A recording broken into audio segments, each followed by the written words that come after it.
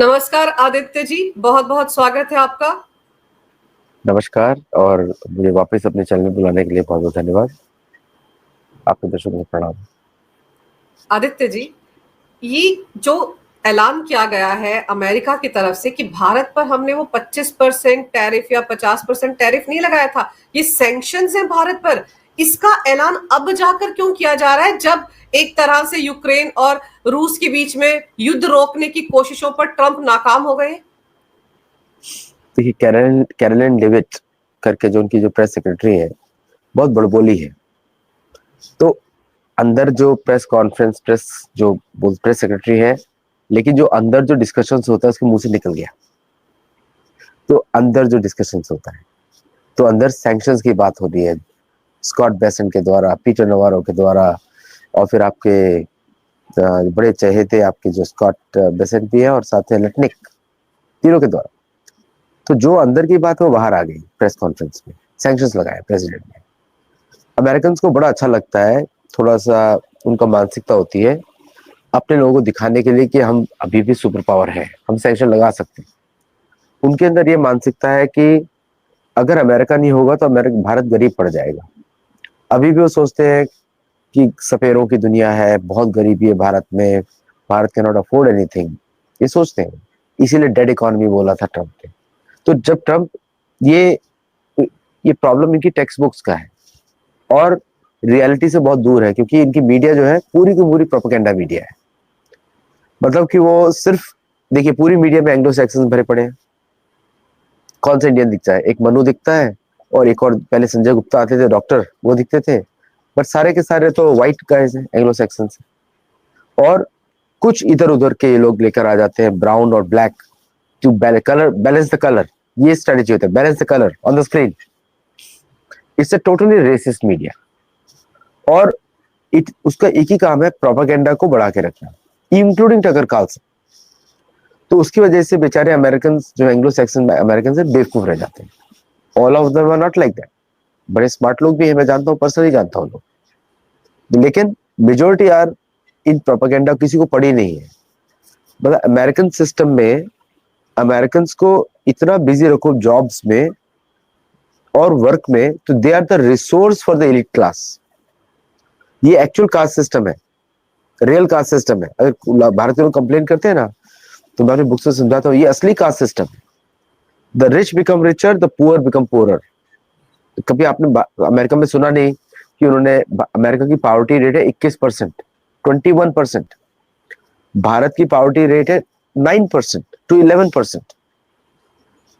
तो poverty per capita is higher in America, क्योंकि urban poverty is very high. तो इसलिए जब ये उसको सबको छुपाने के लिए ऐसी बातें करते हैं, दूसरे के देशों को नीचे दिखाना, जैसे चीन के बारे में भी ऐसा बात करेंगे। और क्या होता है कि उनकी न्यूज मीडिया से, चाहे रॉयटर्स हो, चाहे CNN हो, चाहे AFP हो, चाहे कोई भी हो, उनकी न्यूज मीडिया से जब भारतीय मीडिया उठाती है, then it becomes a total fake news. वो फेक न्यूज का फेक न्यूज बन जाता है। और मैंने तो देखा है, कभी कभी हमारे टीवी चैनल्स पे डिस्कशन भी होता है, भारतीय टीवी चैनल्स पे, वो फेक न्यूज के ऊपर, क्योंकि लोग हेडलाइंस के थ्रू जा रहे हैं। तो इसको बचाने के लिए अमेरिका को दिखाना पड़ेगा कि वो चौधरी है। अब अमेरिका भारत से तो लड़ नहीं सकता। अगर हूथी से लड़ने पे उनकी हवा निकल गई, तो भारत तो सोच छोड़ दे, वो छोड़ दे, तो किससे लड़ेंगे वो? तो भारत को सिर्फ बोल वचन बोल सकते हैं, उसको परेशान कर सकते हैं। F404 इंजन के ऊपर, F414 के ऊपर सबने थ्रेट दे दिया ना कि अब 414 इंजन टेक्नोलॉजी ट्रांसफर नहीं करेंगे, 404 इंजन सप्लाई करेंगे, उस पर डिले करेंगे। प्लस कोई भी और डिफेंस होगा, जैसे अपाचे सप्लाई नहीं किए थे, फिर उन्होंने C-130 का मेंटेनेंस ठीक से नहीं किया, बहुत सारे कंप्लेन कर परेशान करते रहते हैं। तो वो इस तरह के काम करते रहेंगे और इवेंचुअली जाके जब कुछ नहीं होगा तो मिलिट्री धमकी देंगे, कुछ नहीं होगा, पहले पाकिस्तान के थ्रू देंगे और फिर पर्सनली आके देंगे। तो ये उस दिशा में बढ़ रहा है और इसके लिए कोई टैक्टफुल चलने वाला नहीं है, कुछ नहीं चलने वाला, बिकॉज 71 बहुत पीछे छूट गया। अभी भारत हैज कम वे है और अमेरिका को न्यूक्लियर कंट्री से बहुत डर लगता है और उनको मालूम है भारत की कैपेसिटी कितनी ज्यादा है, बहुत ज्यादा है न्यूक्लियर वेपन्स में। तो अभी वो इस तरह के गेम खेलेंगे, आपको परेशान करेंगे। अभी आप आज ही बोल दिया India will not be any strategic partner, जैसे इंडिया ने मांगा था उनसे। वो तो अमेरिकन की डील थी, भारत ने बड़ा खुशी खुशी ले लिया, चलो दे रहे तो ले लेते। लेकिन अंजू जी, हमारे पॉलिसी मेकर्स को देखना पड़ेगा कब तक चलता रहेगा कि हर 20 साल में वो हाथ पे आपके कुछ मारते हैं, कोई डील उखाड़ के चले जाते हैं। कब तक देखना पड़ेगा? कांग्रेस की गवर्नमेंट में तो बड़ा आसान था, पार्टियां बिकी हुई थी, पॉलिटिशियंस बिके हुए थे, इंदिरा गांधी और सब लोग वहां पे कुछ कॉम्प्रोमाइज थे। लेकिन अब भारत आगे निकल गया, भारतीयों की जागृति बढ़ चुकी है, साधारण भारतीयों की। तो बड़ा अच्छा काम हुआ है पिछले 10 साल में। तो अब इनको समझना पड़ेगा कि कैसे लोग हैं। तो अगर इनको आपने कभी भी कड़ा जवाब, जैसे पुतिन का कितना अच्छा जवाब है। पुतिन ने बोला पीस ट्रीटी चाहिए, सीज फायर नहीं चाहिए, और उसने बम्बार्डमेंट डबल कर दी। बातें चल रही हैं। अब अभी कल हुए थे सब फैन फेयर, हम लोग सबने शोज बनाया, सबके व्यूज आए, टीआरपी बढ़ी, सबकी बढ़ी। ओके, आज सब लोग पीसी चले गए, सारे यूरोपियन लीडर्स पीसी चले गए। और बात किस पे हो रही है? सैंक्शंस ऑन भारत का। चाइना पे क्यों नहीं, किसी और पे क्यों नहीं? क्योंकि चाइना से टॉयलेट पेपर चाहिए, टॉयलेट रोल चाहिए। टॉयलेट रोल नहीं होगा तो कैसे, वैसे भी कैसे सफाई होगी? सो वेरी वेरी, हाँ बोलिए। लेकिन मुझे ये समझाइए कि अब जो ये ऐलान किया गया है, एक तो आप ये देखो, चाइना के विदेश मंत्री भारत आए थे कल, कितने बड़े बड़े समझौते हुए, 3 मुद्दों पर बड़ी सीमा विवाद सुलझाया जाएगा। जो वहां से बोरिंग मशीन्स नहीं आ रही थी वो मिलेंगी, rare earth minerals China Bharat को देगा, इन सब मुद्दों पर बात हुई। उसके बाद हमारे विदेश मंत्री इस वक्त मॉस्को में मौजूद हैं। तो ये सारी चीजें क्या अमेरिका को दुखी कर रही हैं? ट्रंप बिलबिला रहे हैं सब कुछ देखकर कि ये तो इकट्ठे होते जा रहे हैं, इसलिए ये अब ऐलान किया गया कि भाई हमने तो सैंक्शंस लगाए थे। अगर ये सैंक्शंस थे तो टैरिफ टैरिफ क्यों खेल रहे थे? शुरू में कह देते कि सैंक्शंस है। देखिए, सैंक्शंस और टैरिफ में कोई फर्क नहीं है। एक फर्क है, टैरिफ जो है अमेरिकन पे लगता है, भारत पे नहीं लगता। मोदी जी ने तो बोल दिया प्राइस नेगोशिएशन नहीं। अगर 100 रुपए की कोई चीज थी, 100 रुपए में जाएगी। तो tariffs are borne by the company which is importing it. Sanctions are punitive. तो भारत तो सैंक्शन झेल ही रहा है पिछले 4 साल से। F404 इंजन को डिले किया गया, MH-70 60R जो हेलीकॉप्टर से, उनको थोड़ा लेट से दिया गया भारत को। अपाचेज के ऑर्डर फुलफिल नहीं किए गए, तो वो तो सैंक्शन का ही टाइम हो गया। प्लस आपने अभी अनाउंस कर दिया 414 की टेक्नोलॉजी ट्रांसफर खतरे में है। तो सैंक्शंस तो इनके दिमाग में पहले से चल रहा है, बिकॉज उनको मालूम है कि दुनिया में जो सबसे पॉपुलर जिसकी फॉरेन पॉलिसी है वो भारत है, अभी से नहीं है, पिछले 70 साल से।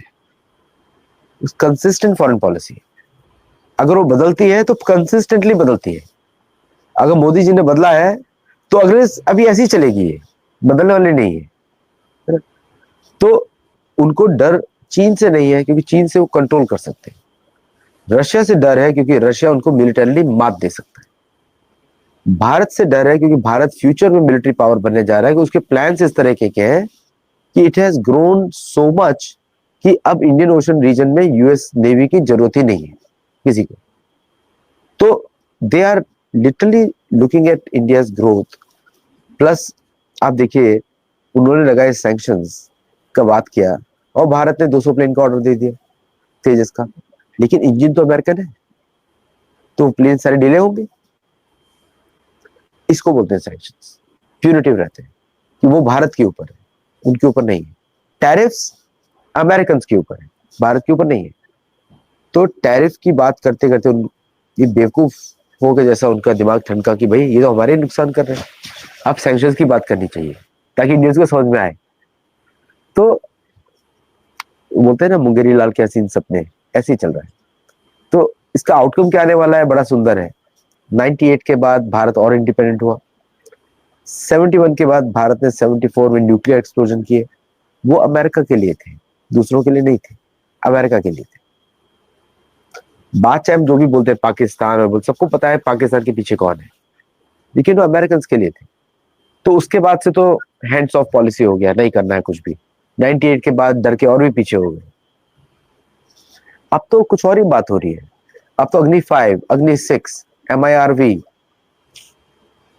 इंडिया के लॉन्ग रेंज ड्रोन्स, है ना, अभी प्रेडेटर ड्रोन का डील हुआ था, डील होने के बाद भी अभी तक कुछ हुआ नहीं। So these are called sanctions, ये ऑलरेडी लगे हुए हैं। वो तो बूथ से बात निकल गई, बात अलग है। सो बट अभी इंडियन फॉरेन पॉलिसी मेकर्स ने सुन लिया होगा, उनको समझ में आ गया होगा, तो इंडिया का रिएक्शन आएगा, अभी 1-2 दिन में आएगा।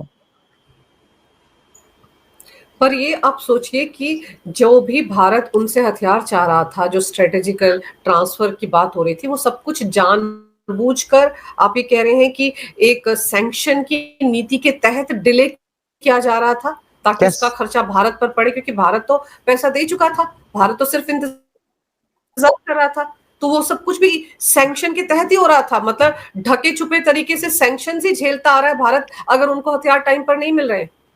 यस, देखिए अमेरिका के कोई दोस्त नहीं होते। जब जब उन्होंने बोला था प्राइम मिनिस्टर मोदी को माय फ्रेंड मोदी, मैं तभी उसी दिन मैंने उस दिन बोला था अब अमेरिका और भारत की लड़ाई शुरू हो जाएगी, क्योंकि आपको समझना पड़ेगा अमेरिका क्या है, ये देश कैसा है, कॉलोनी है, ये देश ही नहीं है।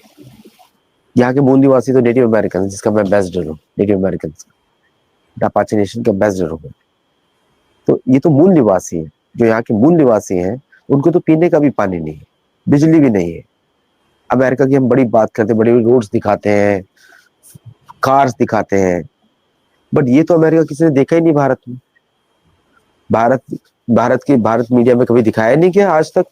मैं तो चाहता हूँ कि भारतीय मीडिया मुझे आके पूछे, मुझे वीडियोस दिखाओ वहां के, मैं दिखाऊंगा सबको, और मुझे पकड़ लेंगे तब मुझे मालूम है, बिकॉज ये वो सब चीजें छुपाना चाहते हैं, क्या करते हैं। तो ये देश जो है बोलते हैं कि भारत स्ट्रेटेजिक पार्टनर है, ये सब मीडिया को दिखाने की बातें हैं। ये देखिए क्या होता है कि अमेरिका का होता है स्मॉल टॉक, इसको बोलते हैं स्मॉल टॉक। जो भी अमेरिकन जानते हैं, तो आप भारतीय मूल के अमेरिकन सुन रहे हैं तो आप समझ जाएंगे। स्मॉल टॉक मतलब दूसरे को ऊपर चढ़ाना, मीठी मीठी बातें बोलना। लेकिन अंदर एंग्लो सैक्सन ब्रेन में क्या चल रहा है, ये ब्राउन आदमी या ब्लैक आदमी मेरे बराबर कैसे बैठ गया, लिटरली ऐसा ही सोचते हैं।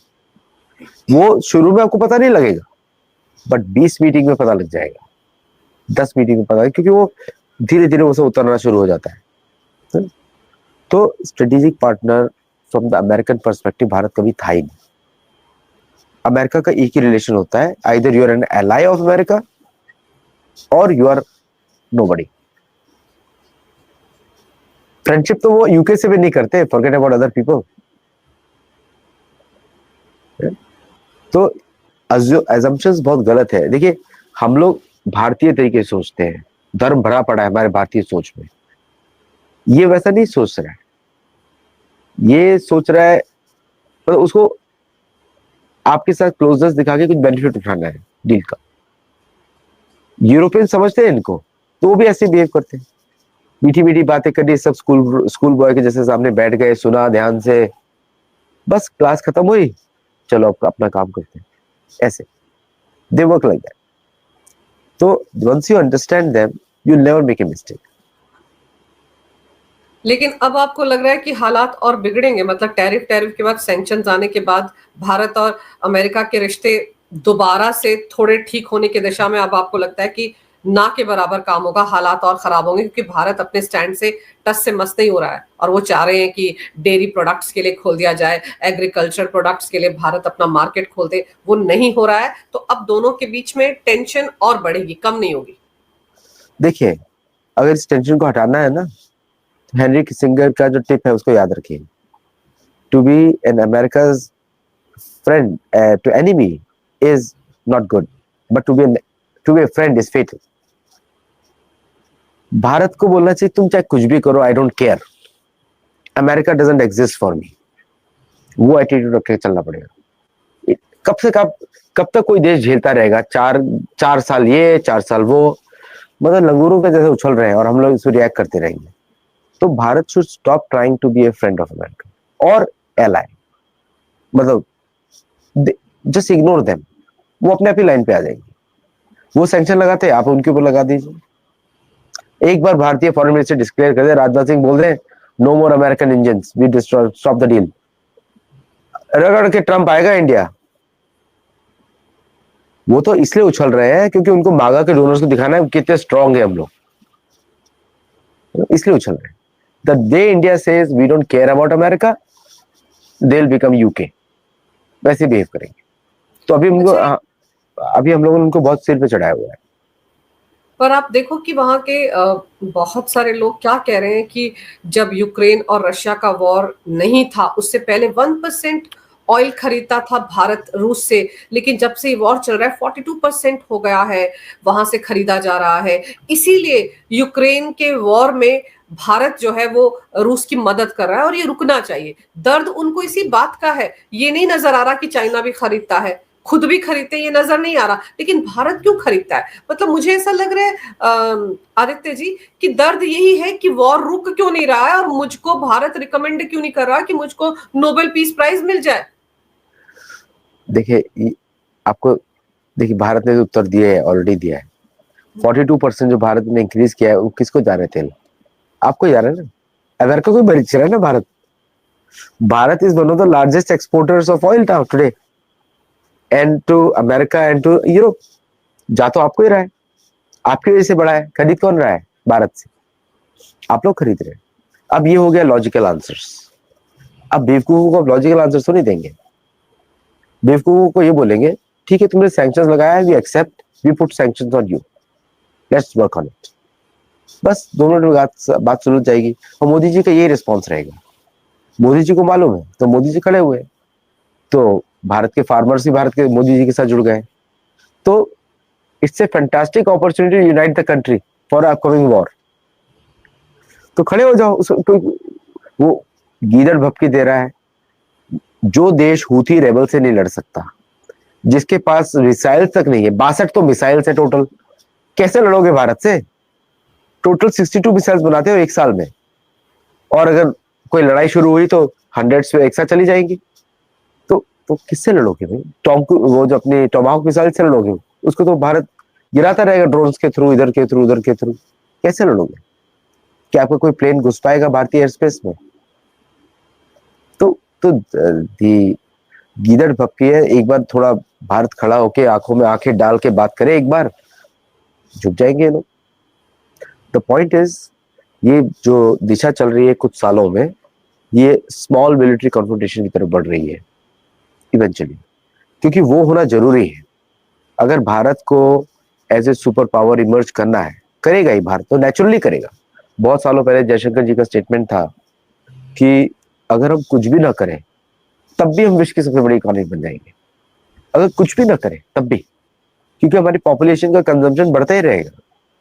तो इंडिया का 6-7% ग्रोथ तो नेचुरल ग्रोथ है।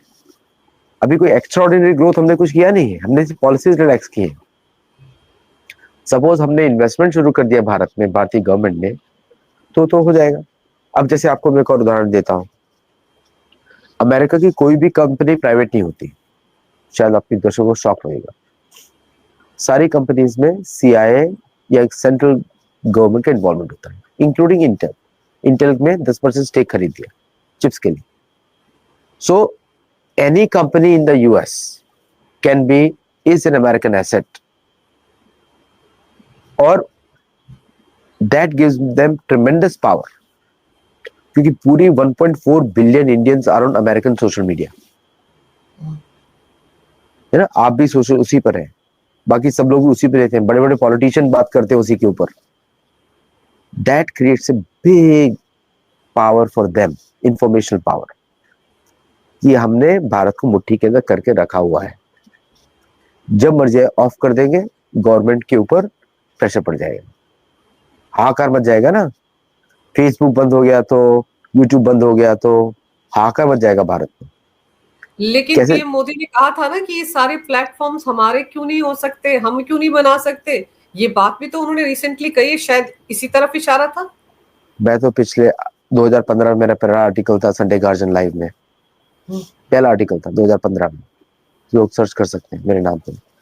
मैंने तब लिखा था कि it is the biggest security risk कि भारतीय प्रधानमंत्री फॉरेन के प्लेटफॉर्म पे क्यों है। भारतीय कोई रशियन प्रेसिडेंट है ट्विटर पे? वो तो ट्वीट भी नहीं करते कुछ भी, है ना। वो तो सिर्फ मेडवेडेव करता है, उसका काम ही है फॉरेन न्यूज पे काम करना। बट वाई भारतीय प्रधानमंत्री, क्या कभी अमेरिकन राष्ट्रपति आएगा कू के ऊपर? बट भारतीय पॉलिटिशियन जमे पड़े एक्स के ऊपर फ्रीडम ऑफ स्पीच के नाम पे। तो कैसे इंडस्ट्री डेवलप होगी, कैसे डेवलप? अगर भारतीय प्रधानमंत्री कू पे आ जाते तो डेवलप होती। तो आत्मनिर्भरता की बात करना, बट एक्शंस आर डिफरेंट। देखिए कितना प्रोत्साहन मिलता। जस्ट इमेजिन करिए, प्रधानमंत्री मोदी ने इंजीनियर्स को खुली छूट दी, क्या एयर डिफेंस सिस्टम बनाया भारत का। अब देख रहे हैं ना, भारतीय engineers are really good people. मैं भी वहीं से प्रोडक्ट हूँ। लेकिन आप थोड़ा सा इस एरिया में प्रोत्साहन दें, यूसेज बढ़ाएं, प्रमोट करें, यूट्यूब जैसे हजारों सिस्टम क्रिएट हो जाएंगे। बिल्कुल।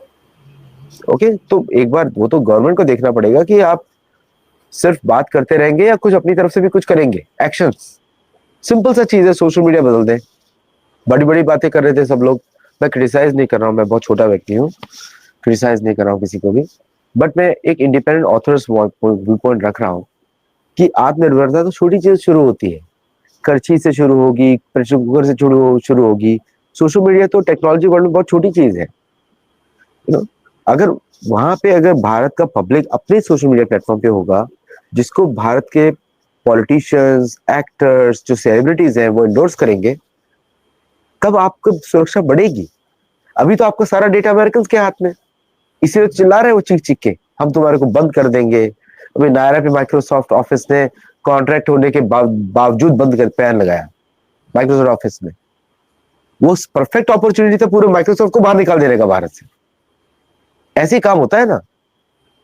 आपको क्या लगता है कि लोग इंडियन सीईओज बनाते हैं, इंडियन जो भी बड़े बड़े इंडियन अमेरिकन सीईओज हैं, क्या वो बनाते हैं अमेरिकन के लिए? नहीं, भारतीयों के लिए, क्योंकि वो बड़ा मार्केट है। सो ये सब बातें सोचनी पड़ेंगी। अभी सैम ऑल्टमैन ने लॉन्च किया आपका इंडिया के लिए LLM। कैसे लॉन्च करने दिया? आप उससे गले लग मिल रहे हैं उसके साथ, वो तो अमेरिकन कंपनी है। आपकी AI will be the next colonisation front. अभी तो इंस्टाग्राम था, फेसबुक था, अब ओपन AI है, LLM है। तो भारतीय डेवलपर कैसे डेवलप करेगा? तो भारतीय, अगर कोई बताइए मुझे, कोई American citizen, Indian citizen America में अपना प्रोडक्ट प्रमोट करे, क्या अमेरिकन ज्वाइन करेंगे उसको? नहीं, खरीद लेंगे। टिकटॉक को खरीदने के बाद टिकटॉक के ऊपर आए हैं प्रेसिडेंट ट्रम्प। लेकिन हम लोग तो पूरा का पूरा बिछे हुए हैं। मतलब हमारे पॉलिटिशियंस को और हमारे जो भारत के पॉलिटिशियंस को ये दिखता नहीं है कि वो कितनी बड़ी हानि कर रहे हैं। इस तरह के लेक्चर्स देना अच्छी बात होती है, लेकिन ऑन द ग्राउंड आप क्या कर रहे हैं? सही कह रहे हैं आप। लेकिन मुझे अब ये समझाइए कि जैसे अलास्का में जब बातचीत हुई थी पुतिन और डोनाल्ड ट्रंप के बीच में, तो उन्होंने जिक्र किया था कि चाइना और भारत को लेकर क्यों परेशान कर रहे हो ये सब। अब जब ये सैंक्शंस की बात आएगी और हमारे विदेश मंत्री मॉस्को में मौजूद है, तो ये मुद्दा वहां भी तो उठेगा। देखिए, चीन जो है भारत का धार्मिक कजन है, पुराना देश है। चीन प्रेडिक्टेबल है, अनप्रेडिक्टेबल नहीं है। और चीन के साथ जो है हमने अपने रिलेशनशिप को बहुत ही मिसमैनेज किया, समझे नहीं अभी तक हम लोग। अब यहाँ पे क्या लग रहा है मुझे, क्योंकि हम ठीक से समझे नहीं, इवन दो हमारे जो फॉरेन मिनिस्टर्स हैं उनको अच्छी तरह जानते हैं। मैं थोड़ा अलग एंगल से आ रहा हूँ, मैं इतिहास के थ्रू आ रहा हूँ। चीनी पब्लिक, मैं चीन के तो बहुत घूमा हूँ। Chinese people are like our भारतीय पीपल। ओके, आप उनके साथ खुल के बात कर सकते हैं, एंड वेरी स्वीट पीपल। लेकिन जो चाइनीज कम्युनिस्ट पार्टी है, उसके अमेरिका के CIA के साथ डीप रिलेशन है, डीप। तो चाइनीज कम्युनिस्ट पार्टी, जिसको चीनी भी पसंद नहीं करते, और अमेरिकन एजेंसीज, ये मैनेज करती है रिलेशनशिप्स। इसलिए जॉइंट ऑपरेशन था in Pahalgam, against India through Pakistan. तो अमेरिका ने चीन को भारत के पास छोड़ के, आप स्ट्रेटेजी देखिए ना, भारत ने सारे डॉट्स ओपन कर दिए। भारत को लगा कि अब हम ट्रेड करेंगे, हम अमेरिका को जवाब देंगे। But Chinese foreign minister went to Pakistan, gifted them a submarine, inaugurate की submarine, and Indian foreign minister went to Russia at the same time. और भारत ने भी बड़ा अच्छा जवाब दिया अजीत डोभाल ने कि आप भी तो ट्रेड करते हो ताइवान के साथ बहुत, हम भी उतना ही ट्रेड करते हैं, है ना। बड़ा सही बात जवाब दिया उन्होंने। तो जो गलवान ने भारत में किया था, जो कैलाश रेंज में किया था, और जो उन्होंने भारत ने भूटान के पास में एक्शंस लिए हैं, those actions against China should continue constantly, proactively. आपको वैसे उनको रखना पड़ेगा on the border, on the toes. और फिर उसके बाद ट्रेड की बात करनी पड़ेगी, जिसमें भारतीय trade should be equal to Chinese trade. They have to import also. इस कंडीशंस को डालना पड़ेगा चीन के साथ, ओके। तब चीन आपके साथ बात करना शुरू करेगा। चीन देखना चाहता है कि आप में कितना दम है, जबकि उसके अंदर खुद भी दम नहीं है। खुद तो बिका हुआ है पूरा, मतलब कम्युनिस्ट पार्टी, सीपीसी। अमेरिका का जो गेम है वो कुछ और है। अमेरिका का गेम है keep the Asia divided while we make money from South America. ये है उनका अब गेम प्लान। तो वे बोलना चाहते हैं mono doctrine is fully active और we will control the South America, you guys should not come to South America. इस समय दुनिया का जवाब होना चाहिए, चीन तो देता ही है, भारत का जवाब होना चाहिए yes we will trade with everyone wherever we want, और हमारी सेनाएं वहां पे जाएंगी। Then you will defeat the geopolitics. देखिए जियोपॉलिटिक्स जो है असुरों की नीति होती है, राजनीति हमारी धार्मिक नीति होती है। तो जियोपॉलिटिक्स में आपको जीतने के लिए असुरों के साथ आपको असुर नीति के साथ खेलना पड़ता है, शुक्र नीति के साथ यूज करना पड़ता है। तो यहाँ पे वही शुक्र नीति होगी। तो बहुत सारी चीजें हमारी एम्बेसीज नहीं करती है जो दुनिया मांगती है। फॉर एग्जाम्पल जैसे मेरी बुक्स में मैं तो ट्रैवल करता रहता हूँ, साउथ अमेरिका जाता ही रहता हूँ। साउथ अमेरिका में मैंने कितनी सारी जगह दिखाई जिनका रामायण से संबंध है। अनंत पहाड़ है, वहां पे उदयगिरी पर्वत है, मानसोत्तर है। लेकिन कभी भी किसी भारतीय यूनिवर्सिटी ने या भारतीय एम्बेसी ने मेरे उस वर्क को सीरियसली नहीं लिया, जब विद ऑल द प्रूफ। मैं उदाहरण दे रहा हूँ बस, मेरे को प्रमोट नहीं कर रहा हूँ, सेल्फ प्रमोशन नहीं बिल्कुल बोल रहा हूँ मैं। लेकिन अगर हम उस तरीके से साउथ अमेरिका के साथ डीप करेंगे with China, we based on the old connections, then we can beat this stupid geopolitics जो खेली जा रही है। ये सारी ट्रेड के लिए है, सब ट्रेड के लिए है और एशिया को डिवाइड रखने के लिए।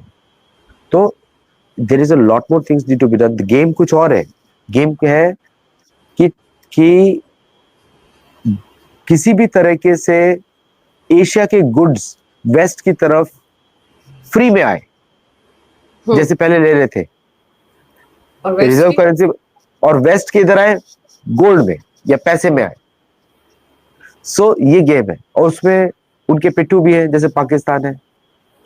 अब ऐसे कहा ना कि अभी चाइना के विदेश मंत्री पाकिस्तान गए हैं, तो आप देखो कि किस तरह से बैलेंस बिठाने की कोशिश हो रही है। अमेरिका ने भी तो कुछ हथियार दिए हैं ना इनको, पाकिस्तानियों को। और जिस तरह से पाकिस्तान के मुल्ला मुनीर ने अमेरिका की जमीन से भारत को धमकी दी न्यूक्लियर वॉर की, और यहाँ तक कहा कि अगर हम डूबेंगे तो आधी दुनिया को ले डूबेंगे, वो सब भी तो ये सैंक्शंस वाली स्ट्रेटेजी का हिस्सा है ना। डायरेक्टली तो अमेरिका भारत को नहीं धमका रहा, लेकिन मुन्ना मुनीर को कहीं ना कहीं पंप दे रहा है ना कि तुम भारत को बोलो। और चाइना अगर भारत के साथ रिश्ते अच्छे कर रहा है तो देखो पाकिस्तान में भी चला गया उनके विदेश मंत्री, और वहां जाकर भी उनको पनडुब्बी और ये हथियार दिए जा रहे हैं। तो आप सोचिए किस तरह से खेला जा रहा है भारत के खिलाफ। मुल्ला मुनीर की दुनिया तो उसकी टॉयलेट है और कुछ नहीं है। तो टॉयलेट बर्बाद कर देगा और कुछ नहीं करेगा। सो बट द नॉनदलेस देखिए क्या है कि Pakistan is a CIA front. खुल के बता रहा हूँ, बुक में भी लिखा है, सब जगह लिखा है, खुल के बता रहा हूँ। और दुनिया को मालूम भी है, मेरे से ज्यादा लोग जानते हैं। मुझे तो एनालिसिस करके ये लगता है CIA का फ्रंट है। It's not a sovereign nation. 1947 में भी नहीं था, आज भी नहीं। तो वो बनाया ही गया है भारत की ग्रोथ को रोकने के लिए। तो वो उसको उस देश को हटाना ही पड़ेगा भारत को पश्चिमी दिशा से, कोई और चारा ही नहीं। ये तो फ्यूचर जनरेशन भी इसी में लगी रहेंगी, India Pakistan India Pakistan, 3 generation तो निकल चुकी है ना। तो फ्यूचर की जनरेशन भी इसी में लग जाएगी। तो कहीं ना कहीं भारतीय पॉलिटिशियंस को टफ डिसीजन लेने पड़ेंगे, क्योंकि जैसे ये प्रॉब्लम जाती है पाकिस्तान की, नाम ही आर्टिफिशियल है, 1930 में बना था, 1935 में अप्रूव हुआ, तो नाम भी आर्टिफिशियल है। भारत की सारी जो जो प्रॉब्लम्स है मुस्लिम्स के थ्रू वो खत्म हो जाएंगी, बांग्लादेश भी खत्म हो जाएगा। बांग्लादेशी तो भाग के वापस, वहां के आर्मी चीफ ने बोला ही जन्माष्टमी की शुभकामनाएं। कृष्ण का, ढाका में ज्यादा कृष्ण के मंदिर थे, वृंदावन जितने ही थे, 5000 मंदिर थे। तो that will also get solve. और ये जो आर्टिफिशियल जो क्रिएशन है दैट इज हैज, उसका परमानेंट सॉल्यूशन जिस दिन निकलेगा उस दिन भारत के चीन के रिलेशन नॉर्मल हो जाएंगे। नॉर्मल मतलब इक्वल लेवल के। भारत को अक्साई चिन और तिब्बत का इंडिपेंडेंस और ताइवान, इस सब का, इसके ऊपर बहुत ही प्रेशर बनाना चाहिए चाइना के ऊपर, और साथ में ट्रेड भी करना चाहिए। आदित्य जी, ताइवान आपने याद दिलाया, ताइवान को लेकर किस तरह से मिसकोट किया है विदेश मंत्री के साथ जो बैठक हुई उसके बाद चाइना ने। भारत की उनके साथ भी रिलेशनशिप है और आप कह रहे हो कि भारत ने मान लिया कि ताइवान चाइना का हिस्सा है, तो ये तो गलत है ना। जिस चीज के लिए जाना जाता है, फेक न्यूज फैलाने के लिए चाइना जाना जाता है, वो भी फैलानी उसने शुरू कर दी इस मीटिंग के बाद। देखिए, वो तो पाकिस्तान और बांग्लादेशी हैंडल्स हैं सारे, funded by CIA। Chinese agencies are also involve, लेकिन ये सभी लोग भारत के विरुद्ध काम कर रहे हैं। ऐसा हम लोग भी बहुत सारा काम करते हैं, चिंता मत करिए, उनके न्यूज में आता है। तो हम लोग जो काम करते हैं भारतीयों को नहीं पता लगता। तो भारत ने भी फैला दिया था कि अब अटैक करेगा ताइवान के ऊपर, वो सब भारतीय एजेंसीज भी करती है। तो बट द थिंग इज, जो देखिए अगेन प्रॉब्लम क्या है, अमेरिकन सोशल मीडिया प्लेटफॉर्म्स की प्रॉब्लम है। फैलता कहाँ से, भारत में रहता वहीं से फैलता है। आधी प्रॉब्लम्स खत्म हो जाएंगी अगर ये सोशल मीडिया प्लेटफॉर्म कंट्रोल होगी। उखाड़ के बाहर फेंक दो, कोई जरूरत नहीं है। पेप्सी को बंद कर दो, कोका कोला को बंद कर दो, क्योंकि जहर बेच रहे हैं भारत के अंदर, जो पहले इंदिरा गांधी ने किया था। Do it again one more time, तो उसमें सब ठीक हो जाएगा। और फिर आने नहीं देने का उसके बाद वापस। फिर जलजीरा पियेंगे, वो अच्छा होता है, जलजीरा पियेंगे, लस्सी पियेंगे अमूल का। तो that is the way we have to answer. लेकिन जब तक हम ऐसा करेंगे नहीं ना, तब तक ये लोग इस तरह की हरकतें करते रहेंगे, because they know they control you completely. लेकिन चलिए, अब जब खुद ही सच्चाई बयां कर दी है अमेरिका ने कि वो भारत पर टैरिफ नहीं सैंक्शंस लगा रहा था, तो भारत सरकार भी मुझे लगता है बहुत ही कड़ा रुख अपनाएगी। देखना होगा किस तरह की प्रतिक्रिया आती है विदेश मंत्रालय से।